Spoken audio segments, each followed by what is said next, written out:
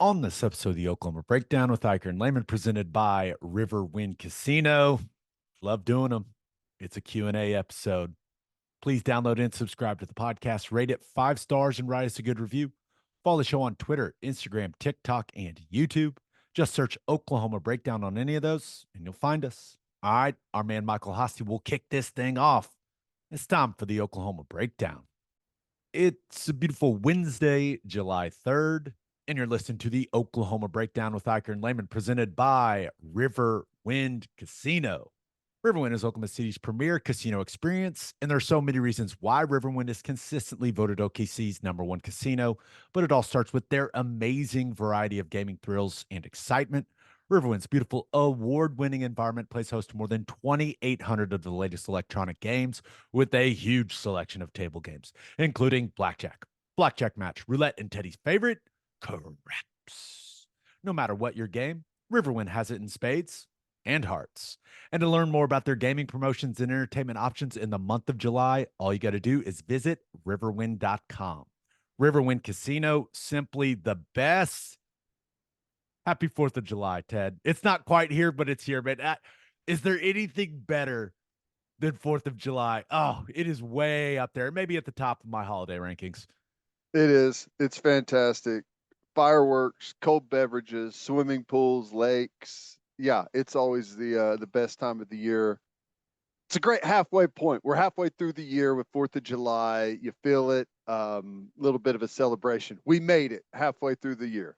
We made it, and hope you guys are all having an awesome 4th of July holiday. We're pre-recording this so that we can enjoy the holiday to the fullest, let's say.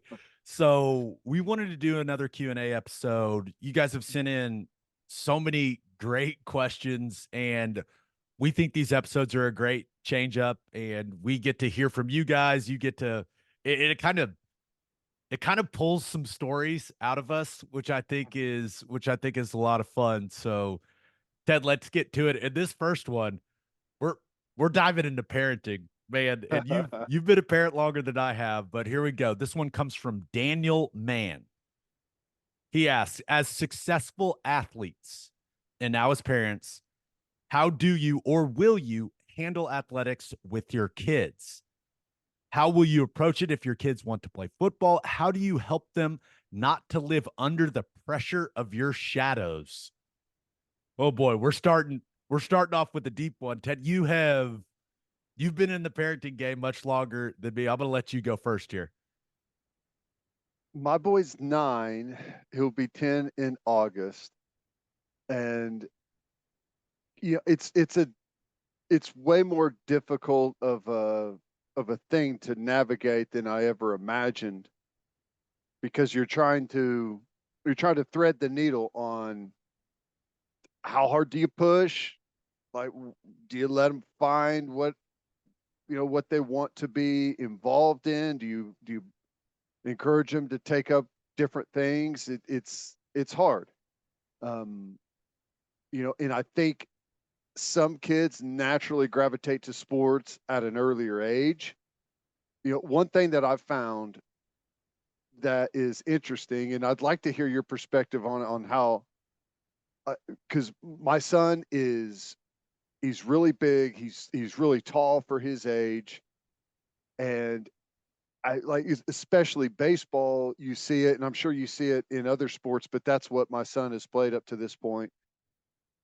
It's like the smaller the kid, the more coordinated they are, and it looks like they're light years ahead. And it's hard to stay patient and understand that everything's going to come along, because as a parent, you always feel like you're not doing enough, you need to do more. So it's a hard world to navigate. It really is. So, with my son, it's just I try to let him, you know kind of go at his own pace, but it's also difficult. Like, you have to provide a little bit of pressure to practice and to do all the things that you need to do. But it's really hard, because I don't want to force him to play sports, because that may not even be his thing. But at the same time, I don't want him sitting around doing nothing. So I wish I had answers on this. It's difficult, man. I, I think each kid is different. Now, you've got a 9-year-old. My oldest just turned 3. Mhm. So this is it's a very different conversation, right? Where our kids are at in life. And I've got a 1-year-old. He can't express what he likes. It doesn't like quite yet. So Right. my oldest, he loves sports. Has always loved it since he could stand. Has been shooting a basketball. Loves to hit a golf ball. Loves to go to the OU football games. Loves to go to the Thunder games. I mean, he just loves sports. Now, I don't know if that is a result of my wife and I projecting our love of sports onto him, but we have there is an issue. He clearly has fantastic hand-eye coordination. I mean, the kid can absolutely shoot the hell out of a basketball for a 3-year-old. I mean, he can. I've sent you videos. The kid, he can get Yeah. buckets. It just is what it is. But he gets very, very nervous when a lot of people are watching him. And if you cheer for him, like if you cheer loudly for him, he kind of like shuts down and cries. So we've run into this very interesting situation where he's gifted athletically and he is huge. In fact, Mhm. the pediatrician, we had his 3-year-old appointment, and the pediatrician, and she emphasized it multiple times. She was like, "You need to remind everyone he just turned 3 because he's the size of, some 5-year-olds." And when you're that big, and it sounds like you've gone through this, Ted, like Yes. people expect a kid that size to be able to do 5-year-old type things. Yeah. He's not 5, he just turned 3. And our pediatrician, she put a big emphasis on that, like, don't let people think you shouldn't expect him to be able to do 5-year-old things. He's 3. So I think the most complicated thing for us right now is he just started T-ball. And he's playing all the other kids on his team are a full year older than him. Mhm. He's the same size as them and bigger than several of them. But his first game was 2 weeks ago. And he went up to the plate and he just like melted down because a bunch of people were watching him and wouldn't swing the bat. Like, I just sat there, like, I didn't know what to do. Now, the second time you get to hit twice, I bribed him with ice cream. He went up there and like took a little tiny little swing, but I was extremely proud of him for getting up there and doing it. And he has assured me that next time he goes up, and actually the day we're recording this, we got a game tonight, baby. Said he's going to do one little swing and then one big swing. Okay. But there's like I don't know. I don't know how to handle that other than I've made the decision that's like, I'm just going to try to make sports as positive of an experience as possible for him to Mhm. where he associates fun and positivity and maybe even bribery with some ice cream, like where that's what he associates sports with. Cause he clearly is a little uncomfortable with the part of people watching him and having to perform while people watch him. So that was never an issue for me. So I'm just really curious to see how it develops, man. I don't know because he is he's clearly athletically gifted for his age. He just you watch the kid shoot a basketball for 5 minutes and you're like, okay, yeah, that kid, all right. But I I don't know, man. I just every time we go do something athletics related, I just say, hey, what are the 2 rules? And it's have fun and try your best. That's it. That's kind of that has been my approach so far. I don't know if it's the right approach, the wrong approach. I think we're all just trying our best, Ted. Yeah. I- It's hard. And I'll tell you, it gets more and more difficult. Like I go through waves of being really frustrated and then, easing off a little bit because I got to remind myself that, everyone's gonna progress at their own speed. Like one of the problems between me and my son is I, to a fault, this is not a good thing. I am too serious, and that's not just about I'm too serious about everything, and he is not serious enough about anything. So that we've got this butting of heads going on constantly, but I think the most important thing is allow them to grow, come along at their own pace. I've told him that you don't have to play sports, but you're going to do something. Like, there is no, well, I'm not going to play sports. I'm going to hang around the house and play video games. That ain't happening. You're going to do something.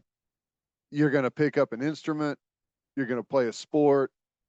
You're going to really try to become really good at least one thing, hopefully multiple things. So it's tough. And the football part of it is difficult too, because I'll tell you right now, I've got no interest in, even though my son is really big, really strong. He's, he's, I would say like he's tall and skinny, but he is very like just dense. Dense. Yeah. And he's got like a big bone structure to him.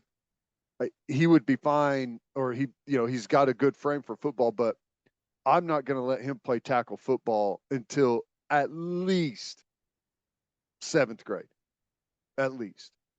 I don't think there's any reason to go banging your head against another kid at that age. Because I think one of the problems with football is it's not a sport to be played when you're young because you develop a bunch of really bad habits because you're not coached properly and your body's not developed properly.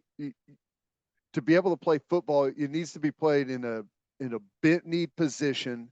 And if you go watch Little League football, you got these kids carrying around these heavy helmets on their heads, all this equipment, and they all just stand up. I mean, it's just straight legged running around. And that's the muscle memory that you learn and you associate with the sport. So what happens? Every football player fights his entire career at staying low because you've learned it improperly. So you've got to go back and fix all of those mistakes and the techniques and the way that you're supposed to play. I don't know. I've never run the experiment, but I think it would be easier to learn it the first time properly whenever your body is developed enough to handle it. So that's the way I'm going to approach that. Now, 7-on-7 and stuff like that, being around the sport, I think is going to be good. But as far as tackle football, late. I could not agree more. And this comes from a person that started playing tackle football in second grade. I I I think it's going to be seventh grade. So here, like McGinnis has this team that comes together like in seventh and eighth grade from the different feeder schools, and they play as one team. I played for that team, and that's kind of what I'm targeting for my kids to start playing tackle football because I think you can accomplish a lot when it comes to developing the skill set for football and the athleticism and everything that it takes to play the game. I think you can accomplish a lot with flag football. And that's becoming a bigger and bigger deal. And I can tell you right now, my oldest is not wired to be a line of scrimmage player. Okay. So I'm not worried about him learning the O line or D line technique. Now, my youngest, I tell people all the time, you look at you hang around him for about an hour, you'll see that crazy white defensive end look in his eye. He's that kid's a meathead. I could already tell. But I just think, and I'm not You may judging have anyone. a Travis Kelsey and Jason Kelsey duo on your hands. Yeah, we just you look at, and I'm not judging anyone that's got their kids playing tackle football young. I think Yeah. there's some value in that learning how to be tackled, learning how to tackle properly. It's all about, like you mentioned, Ted. It's all about good coaching. Mm-hmm. If you got guys that know what they're doing, you got men and women that know what they're doing, teaching the kids, teaching them proper technique, there's a lot of value in starting them early. But I'm with you. I think you can accomplish everything you need to accomplish without playing actual tackle early. And Well, and we just dude, we just know a lot more about the science of it, the risk of it than we did when we were kids. Right? We I, we we know that stuff now, and that factors in ultimately into the decision making, but I'm going to let my kid play football. I mean, I'm not going to be a parent that says, "Hey, no, son, you can't play football." When I played football forever, and I mean, I'm definitely a little off, but I feel good enough. You know what I mean? But yeah, that I know that's a tough decision that a lot of parents struggle with. But it's interesting that you and I are on the same page, 7th grade. yeah, well, here's the interesting thing. I wish I could flip my camera around because I'm looking at this picture just like it was one of the pictures we took at OU, just where you've got your jersey on, nothing else. And my neck is like out here. All right. And Your neck is still pretty substantial, my friend. Just so yeah, you know. well, when you look at a football player that's played at a, even high school level, but definitely college, NFL, the neck it's a mass, it's huge because you're holding up the heavy helmet. There's a lot of collision with the head. It's very important to have a strong neck. And whenever you see, like, find me a 10, 11, 12-year old that's got a big, strong neck. They don't. They've got skinny little necks that are holding up, these big, heavy helmets. It's just, they're not ready, in my opinion, just not ready. But if they are going to play at a young age, make sure that you're developing their neck, because I know we develop our legs, we develop our upper body strength, we develop all of that stuff, but rarely do you see anyone put any time developing the neck, and that's your protection mechanism for your head.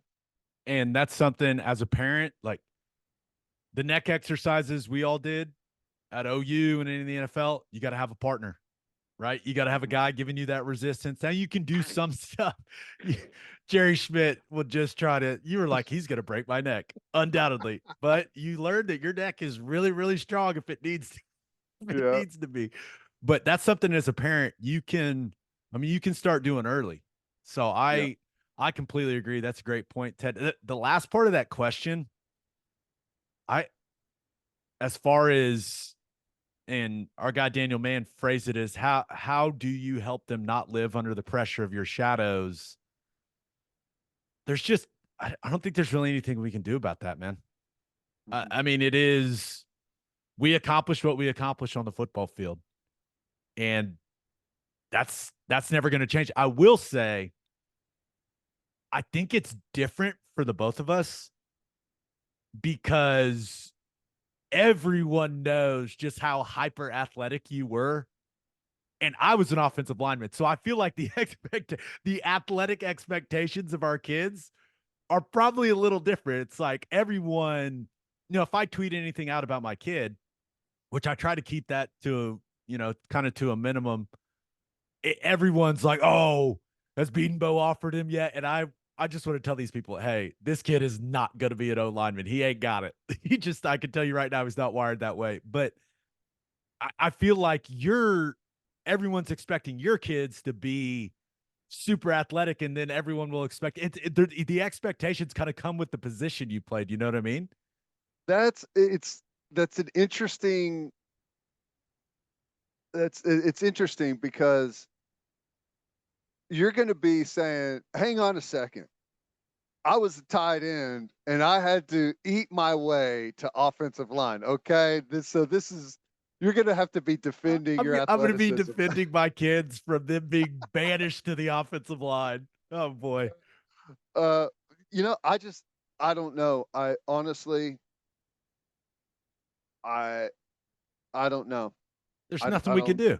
There's nothing you can do. You just, like I said, you just try and let them develop at their own pace. And if he shows an interest in it, I will facilitate absolutely everything that he wants. Like I said, it doesn't have to be football. It doesn't have to even be sports, but it's going to be something. Yeah. So it is only natural. And this is actually something our pediatrician talked about. We had a very long conversation at the 3-year-old checkup with our pediatrician. She basically said, "Hey, there's really nothing you can do. People are going to expect more from your kid athletically than they do from other kids. Mm-hmm. And it's just going to be under a bit, he's just going to be under a bit of a, microscope because of the athletic success that you had. Now, luckily for me, I was a lineman. You're the one that's going to have to deal with everyone thinking that your kid's going to be just a white boy running 4-3 out there. Good luck, dude." Yeah, well, I I don't know. I think he'll be fine. The thing about him is he's incredibly strong and has no idea. Like I said, he's really big and uncoordinated. Like we had the same conversation at his checkups. I think at one point the doctor, because it spits out like their height and weight and what percentile they are. I think the doctor said at one point, it's like, if there was 100,000 kids born on the same birthday, maybe 5 or 10 would be bigger. So I was like, oh, okay. But I think all of that to some degree will level out, at some point. But I don't Here's know. I took a picture of my son's graph. That's his height, the line above everyone else in the world. Yeah. Yeah. Which Well, it's funny how we care about that stuff and like people. It is funny, but I tweeted out his measurables, and some guy was like, "What are you feeding that kid?" And I wanted to be like, "Genetics. It's genetics. What do you mean? What am I feeding him?" yeah. My son has basically survived 9.5 years on popcorn and crackers. Okay. So I don't know. I don't know what to tell you. Um, but if that stuff is true, my son's supposed to be like 6'5" or 6'6".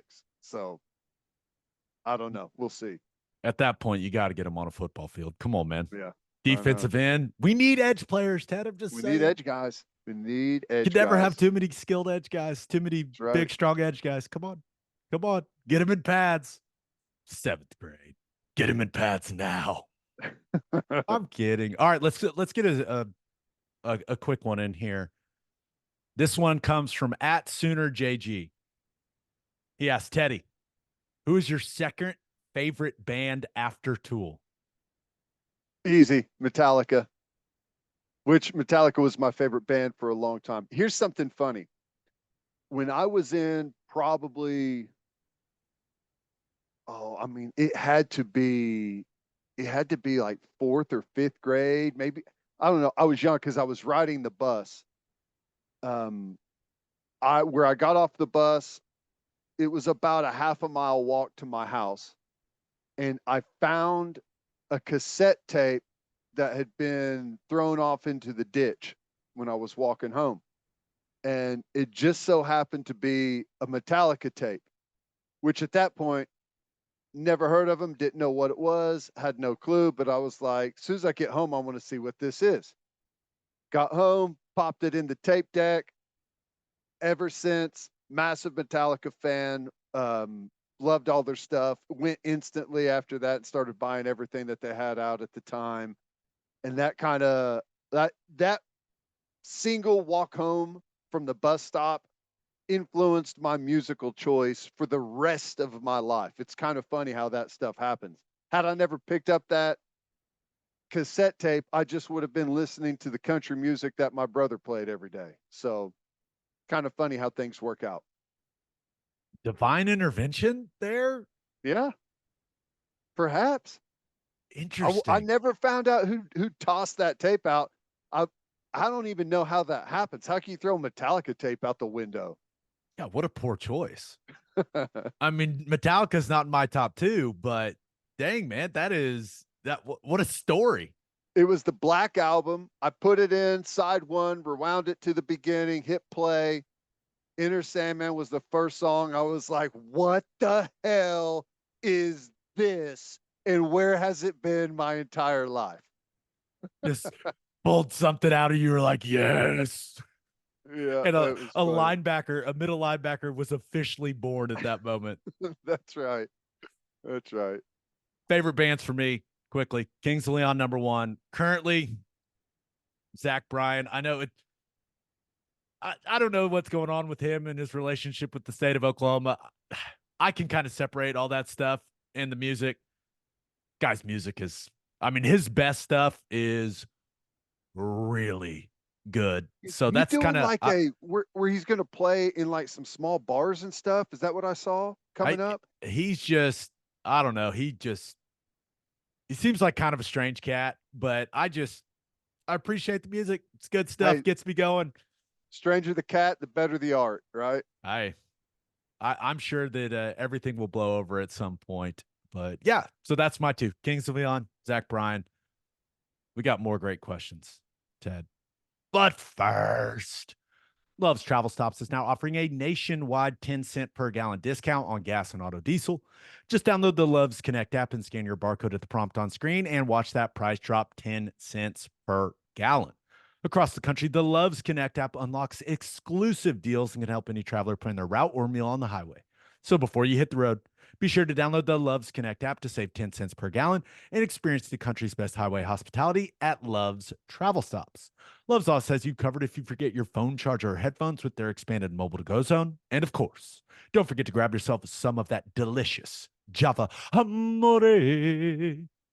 And celebrate with a Schooner All American Ale, the official craft beer of OU Athletics from Coop Ale Works. Named after the iconic Sooner schooner that races across Owen Field after an OU score, you can join in on the celebration with an ice cold beer from Coop Ale Works. You can enjoy it at the Palace on the Prairie, at OU athletic events, at the bar, at the tailgate, and in the comfort of your own home. For more information on Schooner All American Ale, visit schoonerale.com. Must be 21 to purchase. Please drink responsibly. Schooner All American Ale, the taste of game day. And we're brought to you by Simple Modern, the Oklahoma owned drinkware company and number one drinkware sales leader on Amazon and Target. Can you believe it is already time to start thinking about going back to school? Wow. Simple Modern has everything you need to get your kiddos ready for the first day. Think of every character your kiddo loves on everything they need, like backpacks, lunchboxes, and water bottles. With just a few clicks at simplemodern.com, you can be back to school ready. And with 10% of all profits going to charity, many right here in the state of Oklahoma, you know you're helping others too. That's a win-win. That's Simple Modern. Check out all of their amazing products at simplemodern.com. This is an interesting question, Ted. This comes from at asbell_Tony. When you are traveling not work related, what are top criteria for hotel choice? Some are loyal to brand and frequent stay points. Some value. Some breakfast or happy hour. Some people, the gym. Exclude the obvious of location. Hotel preferences, Ted. What do you think? You know, for me, I'm probably bad at this, but I really don't have like a typical brand or anything that I go to. I'll tell you what my discussion always is with my wife. She wants to do the Airbnb thing typically. I want to do the hotel thing. I just can't Interesting. I can't I don't like having to clean everything up. I it's just a weird I get the part where it's a little more uh, I don't know, it's not so you're not stuffed in there with a bunch of different people and you can kind of relax and feel a little bit more at home. I do like that, but I like being able to pick up the phone and dial room service, walk down to the gym, go down to get a breakfast, put the little thing on the doorknob and have breakfast there at 8 a.m. Like I like to leave and go do what we're going to do during the day and come back and have a freshly cleaned room. Like I like all that stuff. And in the grand scheme of things, I mean, there may have been a point where it was cheaper, and I'm sure you can find it cheaper. Like if you want to I guess the standards are however you want to stay, but to me, it's like it's so much worth the money to stay in a hotel. Like that's typically the only route that I go. I I think there's a time and a place for an Airbnb. Mhm. And mainly like if you've got a big group and you all want to be together, Yeah. I think renting a house and then you go and get groceries and like you're cooking at the house a little bit, but you're still going out and doing things. Like I think that can be really fun. But my goodness, do I love a hotel breakfast. Hmm. Oh, that especially a hotel breakfast buffet. Like we're talking a good one. You know, one of those where there's a buffet, but you can also order a la carte and it's somehow all just baked into the price of your room. Hmm. They're losing money on me, baby. I'm going hard. No, my wife is definitely like you. She prefers a hotel over an Airbnb because she loves room service. And this is the bottom line. Hotels, it it's just more convenient. Their industry. It's their like Yeah, that's their main point of being there. and I hadn't really thought about this until last month we got an Airbnb for our kids, but we were staying in a hotel because my wife it was a work thing, and you're not supposed to have your kids there, so they were kind of separate from us. But I never realized like how safe I feel in a hotel, and Yeah. I had never thought about that. But when my kids were separated from me at this Airbnb, who I don't know whose actual house that is, like I don't know Who the all has neighborhood. keys? We were in a different country. Like I was sitting there going, huh. I think I know they can't be at the hotel with us because that's the policy for the work event. But man, I'd never thought about how safe I feel just being in a hotel Yeah. because you got to Yeah. be some kind of crazy to walk into a hotel and like try to do something. There's just so many people. There's security. There's all these different things. So that was the first time I ever thought about that. But I'm an American Express guy. I'm looking at the American Express travel site for hotels first and foremost because you can get a few little perks. You can get like free breakfast included with your room. A lot of the hotels and their that they partner with do like a hotel credit where you can apply that to like a spa treatment. I Hmm. love I love a good massage. Oh, Yeah. but and I acknowledge that I am a complete weirdo. I know you're the exact same way. When I go on vacation, I work out every single day that I'm on vacation because it gives me this sense that I can eat and drink whatever I want if I'm working out on vacation. Yep. It's this trade-off. My wife hates it. She's like, "You're a complete psycho." But so the hotel gym, like I will go through the website and make sure that it is decent enough. Like I don't need 100-pound dumbbells, but like we got to have at least we got to get up to 50s or like maybe there got 50s. to be a pulley machine. There's got to be a rack set of something to where I can accomplish something. Ted, the hotel gym is is big for me, and the gym then breakfast combo is like if you nail that as a hotel, I am your customer for life. Yep. No, I agree. If you've got a good gym and like make it to where it's something you look forward to getting up, going, getting a little bit of a sweat in, and then hitting the breakfast right afterwards. That's how you start off the day on vacation for sure. I need to get better at the rewards thing. We don't have anything going at all What? for hotel rewards. Nothing. You don't do Marriott? No. Oh man. Well, I will be and this is another thing that my wife, I don't know if she appreciates it or doesn't appreciate about me. I am the ultimate rewards guy. Like I will go to a restaurant that has a reward system over a restaurant that doesn't.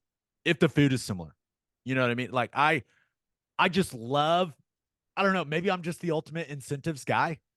Maybe that's There's just like a do you ever watch those shows like the coupon shows where people would like stack up all of those coupons and go to the grocery store and be able to get like They somehow Just it costs -$1.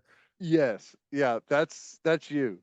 That's No, you. I'm not quite to that level, but for Marriott especially, and I know how this is going to sound. Once the Ritz came under Marriott, I was like, sign me up.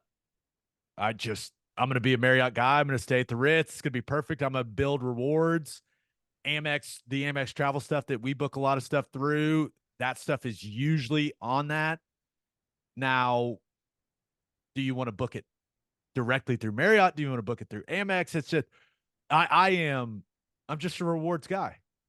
And so I try to do that as much as possible. My wife tends to overrule me and go, no, we're staying here. And it's a lot, Yeah. it's usually based on location, but one of these things, and I'm not sure how long it's going to last.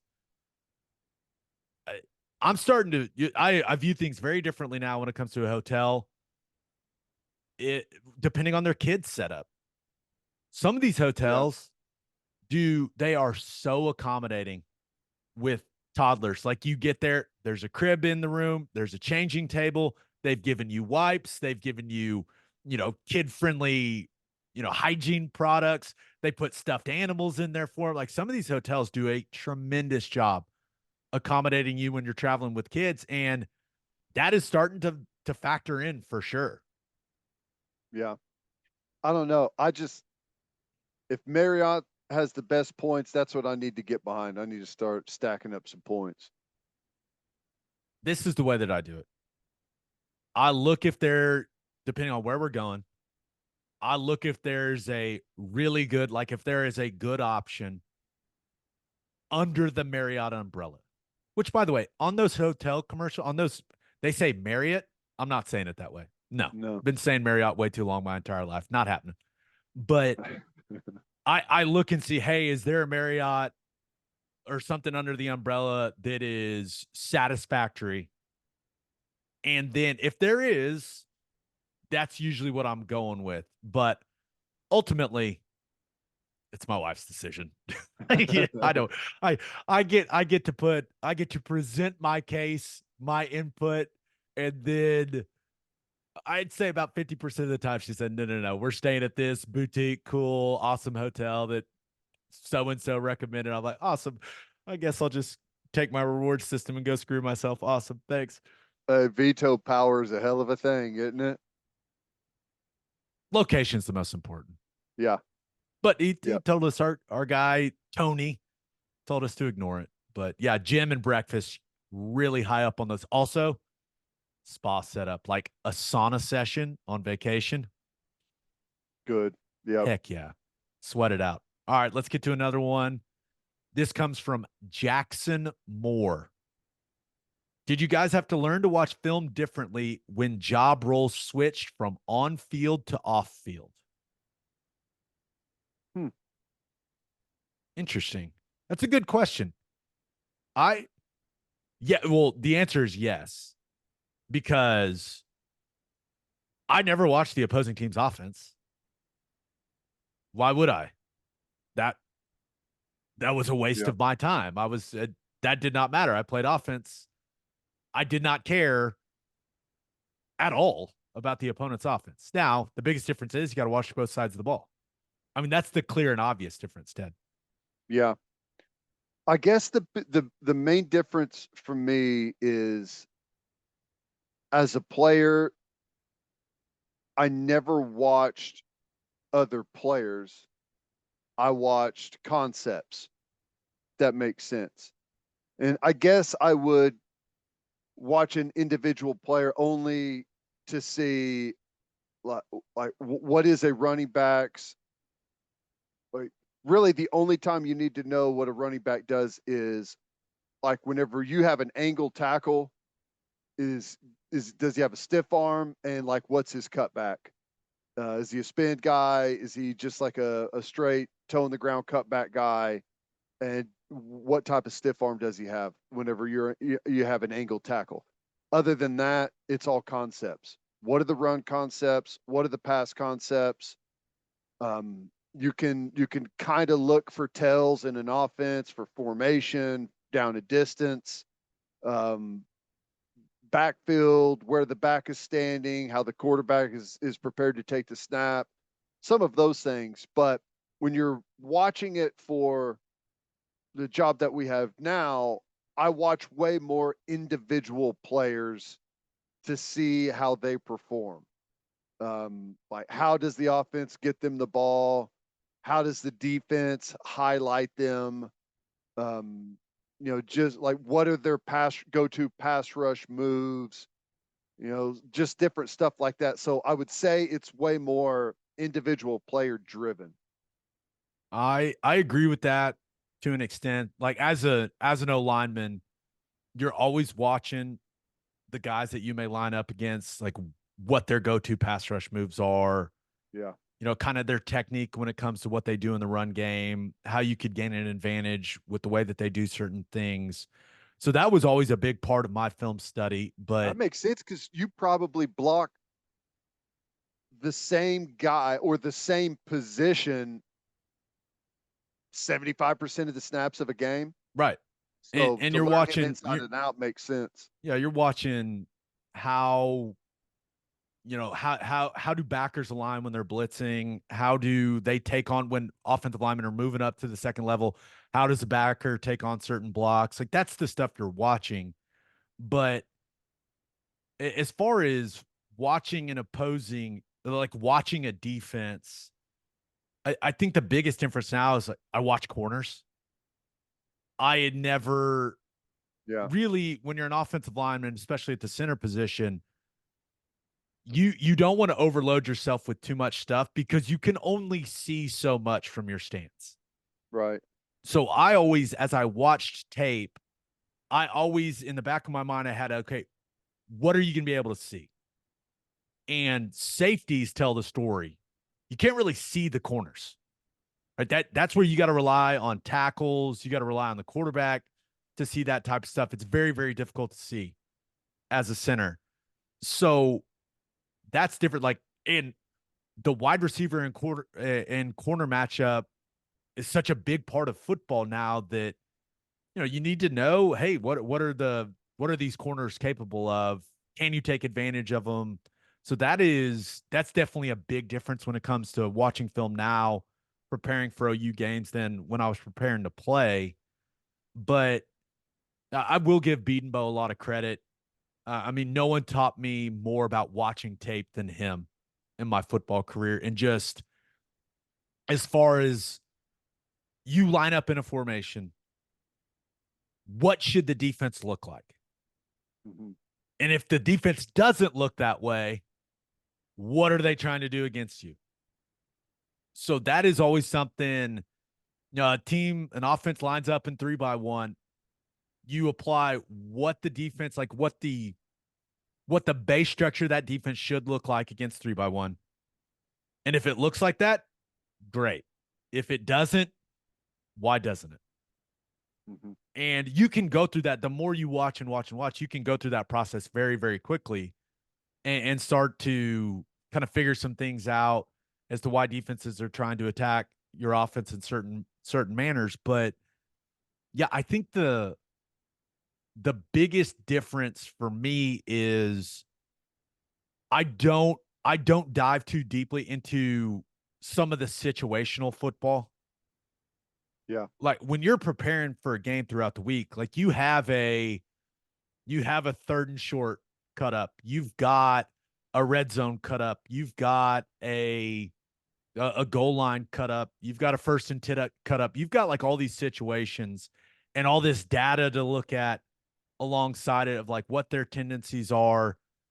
Really, when I'm watching, I just want to, I'm more focused on the players that I think could be a problem, the players that I think could make plays or cause OU problems, and then kind of just the overall schemes for their offense and defense. It's kind of hard to dive into, okay, what do they really like to do defensively on 3rd and 6 plus? Like Right.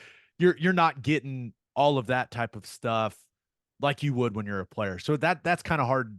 You have a general understanding of, okay, hey, they like crossfire, they like edge pressure in third and medium, third and long situations. Like, but I think it's more overall concepts and who are the difference making players for OU's Yep. opponent. That's kind of the approach I take. Yep. No, and I agree with that. So it's kind of interesting, the two different perspectives of an offensive player and a defensive player, how they kind of approach the game, because it's not really polar opposites. There's some similarities there, but it kind of comes from a different place. You are used to looking at a film and probably trying to, like, look. You see the front, you see the backers, you see the safeties, and trying to decipher what they're going to do. I on From my perspective, it's not hidden what they're, like the formation is the formation. Now, you may motion and shift to get there, but the formation is what it is. So I say, well, they're in this formation. It's this down and distance. They have this personnel on the field. Like, here's the small number of plays that it could be. Are they staying in the play? I know what I'm in. If they're staying in the play, it's more likely these two plays. If they're changing it because of what we're in, they're most likely changing it to these handful of plays. So that's kind of it's almost opposite in that sense. But you're right. There's so much less of that and more of, because like when you're in football mode, player mode, you might watch a a certain play 50 times. Well, what if we're in this? What if we're in that? Should this guy have fit inside? Like, if we are playing it, we want to fit here instead of how they're playing it and they fit there. You watch the same play for an hour. But now it's, you roll through it almost at a almost at just a regular speed, highlighting the key players and how they, more like their style of play and how that matches up against what Oklahoma may do.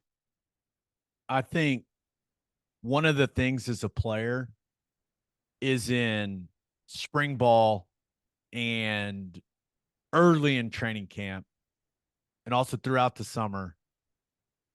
That's when you do, for lack of a better term, that's when you chase the ghosts as an offense. Mm-hmm. If this is the call, we're in this formation, this is the call. What is the worst possible defense they could come out in? And how do we execute the call against that defense? Mm-hmm. That's where all the playbook, when you see one play and you've got 8 different squares against all these different fronts and all these different assignments, you may see it once throughout the season. It's like, oh my gosh, we're running one back power into bear. What are we going to do? Everyone come down, down, down. But it is, a lot of times you don't run into that, but you prepare for it. I'm not getting overly concerned with any of that type of stuff when I'm watching film to prepare to call a game. Just, it's not happening. Yep. When you have a different anxiety level, attention to detail level when you're about to have to go out there and do it. Yeah. No, it's not that you and we watch, I would say, for people on the radio broadcast, we watch more film than anyone else out there. I mean, that are broadcasting for a team. But it is, there's not as much stress involved. Yeah. Not nearly as much stress. And it's different whenever you don't know the calls. I mean, that Right. just is just straight up changes a whole lot of the way that you look at it. You just look at it with a way more general tone. We got more Good good question. questions. That was great. Great question, Jaxson. Great question, Jaxson Moore. All right, we got a couple more. But first, All you grill masters, listen up. Didier Ranch delivers premium quality beef that is 100% raised in Oklahoma right to your front door. Go to didierranch.com, DIDIER ranch.com to order one of their premium quality beef boxes and use promo code Oklahoma15 for 15% off your order. Filet, ribeye, New York strip, sirloin, steak burgers. They've got it all, and they ship anywhere in the continental U.S., and Oklahomans can get deliveries in just 1 to 2 days. The only thing better than having a lot of premium beef on the O&D line is having premium beef delivered right to your front door. Didier Ranch. Tradition tastes better. And head to the garage for hand smashed patties, butter toasted buns, and some ice cold beer. It's the perfect spot to watch any big game. And with all the garage locations being open at 10 p.m. or later every night, it's the go to late night spot. Visit eatthegarage.com to find a location near you and order online from the garage in your neighborhood.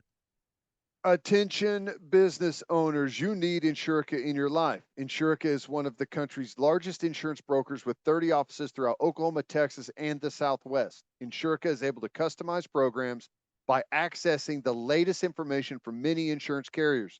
They compare and contrast coverage offerings and pricing in order to design a cost-effective, comprehensive program to meet your business's specific needs. If your business partners with Insurica, you'll save huge amounts of money and take back control of your total cost of risk. If your business wants to be best in class, connect with Insurica at insurica.com. That's INSURICA.com. This is the type of question where this brings the best out of us. Nick Gelona asks, if the fingers on one of your hands could each magically produce an unlimited supply of any liquid, which 5 liquids would you choose? Oh my God. Oh my God. First of all, which hand would you want it to be? I think I'd want the left. Really? I think so. So you I could don't know. hold I your think it would drink be with the weird. right and Yeah, because I would hold with the right because I'm right-handed, and then I would fire the liquid out of my left fingers. Right? mix your drink with your. Yeah, yeah. I my first 3 are easy. Water. I mean, how cool? Just like a crisp filtered water. Yeah. Black coffee, Okay. and then I'm gonna go Pinot Noir because I'm just gonna be straight up with you, Ted. Those are my 3 main liquids. I used to be a big Diet Dr. Pepper guy. For whatever reason, I gave it up for Lent. Haven't missed it at all. Haven't had it since. And I love it. Yeah. Love it. But I gave it up for Lent and just haven't had one, and I haven't really missed it at all. So my main 3 liquids, let me just tell you right now, buddy. If coffee and red wine aren't good for you, like a lot of people say they are, I am screwed. I was about to say, like, how much more likely are you to get a splash of red wine throughout the day if you've got it on tap at the finger? Just a, just a glass of red wine at lunch. Yeah. Just, yeah, absolutely. Do it like the Europeans do it. Just give me some lunch wine. Let's go. I I think those would be the main 3. Give me some time to think about the other 2. But what do you got for your 5 I liquids coming out guess of your fingers? That's a hilarious concept. I guess I would go water. I would go see, I like coffee, but it's not like I like the taste of coffee. All it is a mechanism to deliver the caffeine. I'll take the caffeine in any form. You are a massive Crystal Light packet caffeine guy. Yeah. I would say I feel like I know us. Both of us, we consume an alarming amount of caffeine. Mm-hmm. A lot of caffeine. I am at a minimum a 4 cups of coffee a day guy. And you, Yeah, I have way the pre-workout drink I have in the morning has 4 cups of coffee in it alone. I have somehow avoided getting back into the pre-workout game, which I think is probably the best for my long-term or It for my can't be longevity. good for you. It cannot be good for you. My pre-workout is 3 cups of coffee and an apple with peanut butter, and then we're rolling, baby. Yeah, I like it. That's probably good. So I guess like the reason I say this because I don't know, like I'd want water, but what caffeine, uh, what delivery mechanism would I go with? Would I go with coffee? Probably not. It's not that I really like the Crystal Light. I don't really like it, but it delivers the caffeine. So, gosh, I don't know. Caffeinated Crystal Light is number 2 on the list. Look at you. I guess, I mean, I for lack guess of a better option. I'm I'm water number 1, black coffee number 2, Pinot Noir. Now, do we need to get into regions? Like what region I want my Pinot Noir from? Just give me. Dude, I'll take it from California. It's fine. Just whatever. Just a nice light Pinot Noir, kind of an all day, but you can drink it any time of day. Maybe breakfast if you're feeling crazy. What? See, But I think I would also go with the Dr. Pepper. You know, ooh, I know you're refraining from that, but I would probably, if I had a Dr. Pepper on tap at all times, I'd be a happy man. that would be awesome. Yeah. Maybe Diet Dr Pepper is in mine. You know what I've been on lately? Remember when I got that stomach bug? Yeah. Started drinking some Gatorade Zero. Uh-huh. Those things are tasty. They're pretty good. Just the They're little, pretty good. it was like the little bottles too. Y- Do you like coconut water? I drank a bunch of it when I was playing, and I really kind of got off of it. I never minded it. I don't yearn for it, but it's It's ex fine. it's incredibly expensive. I like the Vita Coco coconut water. Those are good. If if I had that on tap, I would that's a go-to for me. I would put that on tap. Well, there you go. Is it really bad?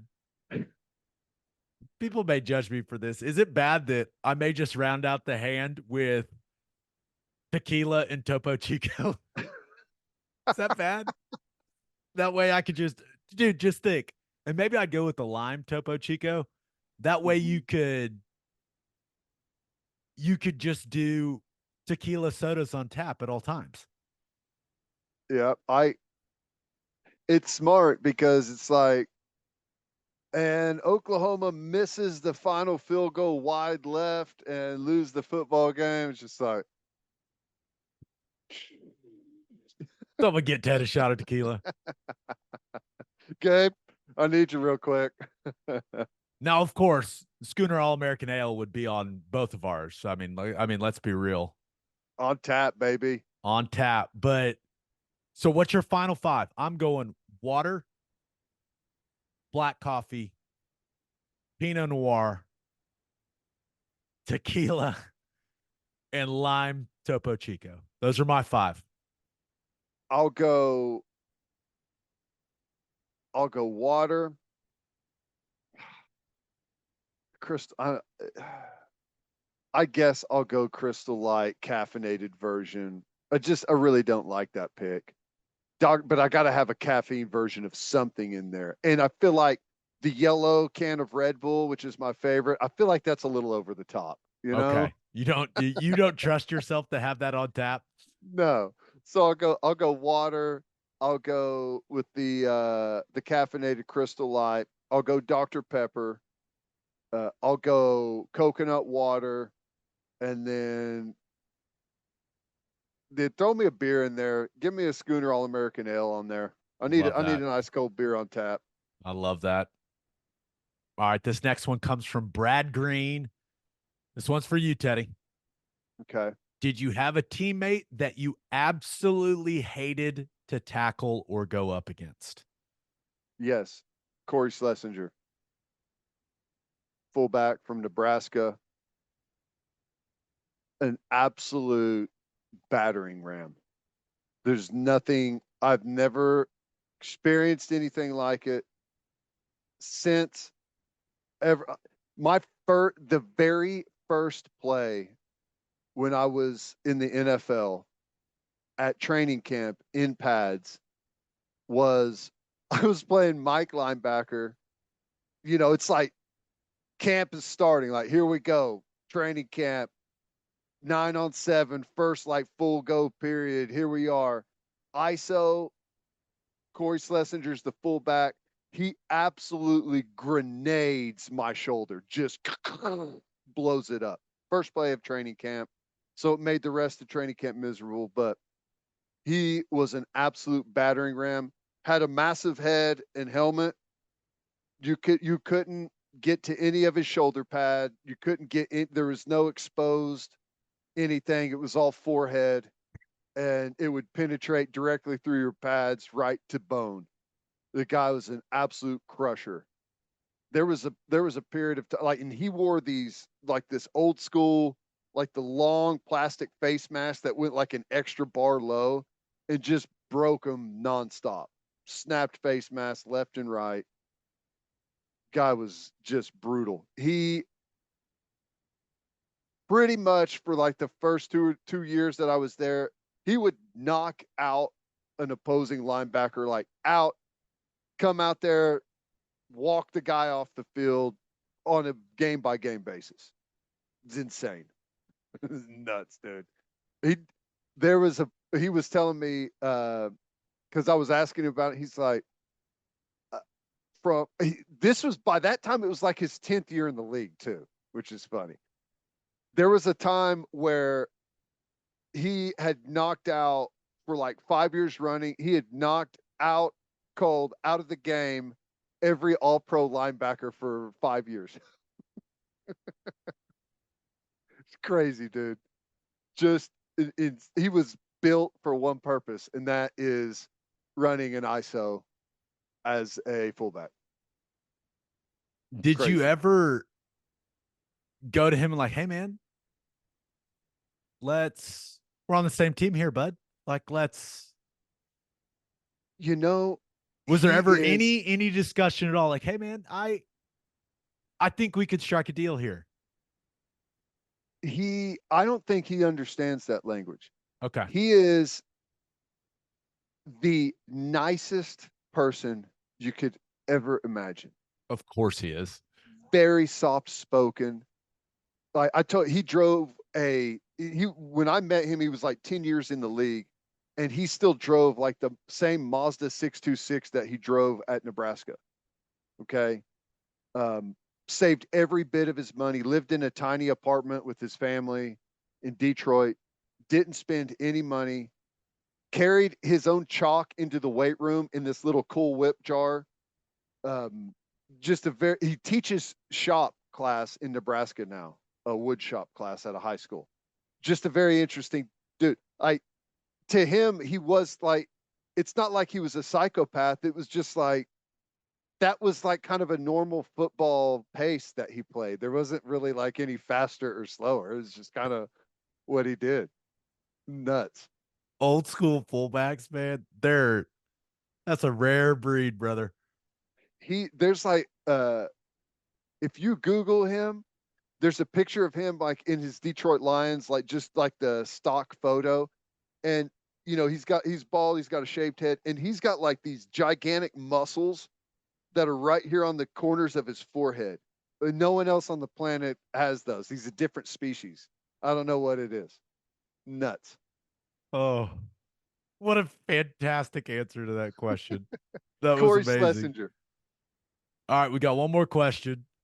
But first, Three things matter in banking: service, service, and service. First Fidelity Bank's commitment to exceptional service is more than a promise, it's their foundation. FFB has been by your side for over a century, and they're honored to be a part of your journey. Banking isn't about where you've been, it's about where you're headed. Open an account at an award-winning bank today at ffb.com. At First Fidelity Bank, we go where you go. and this episode is sponsored by BetterHelp. We all have a lot going on in our lives, work, family, being a parent, all that stuff. And then we are constantly comparing what we have to what other people have. It all adds up and it can become extremely stressful. And it's really helpful to be able to talk to someone about it. That's where BetterHelp comes in. Visit betterhelp.com/OKC to get 10% off your first month. Saw a therapist when I was playing in the NFL. Loved it. Helped me deal with all the stress of trying to stay on a roster. And it just, it was extremely helpful. Still helpful for me. Go and see a therapist once a month. Just talk about everything going on in my life. That's what you can do with BetterHelp. If you're thinking about starting therapy, give BetterHelp a try. It's entirely online and designed to be convenient, flexible, and suited to your schedule. All you do is fill out a brief questionnaire to get matched with a licensed therapist, and then you go from there. You can even switch therapists at any time for no additional charge.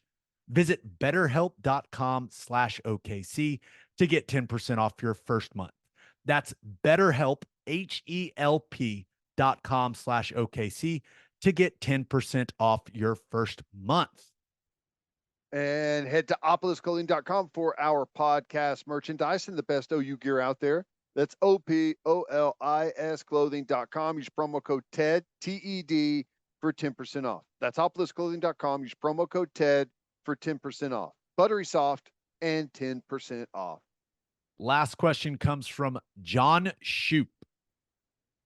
He asks, if you guys were given a time machine to go back and play one season on any Super Bowl winning team, which team would you choose and why? He gives some examples, like Teddy going back to the Bears in 85 so he can sing the hit song Super Bowl Shuffle, or Gabe going back to the 89 49ers so he could hike the ball to Joe Montana in his soft, gentle hands for a full season.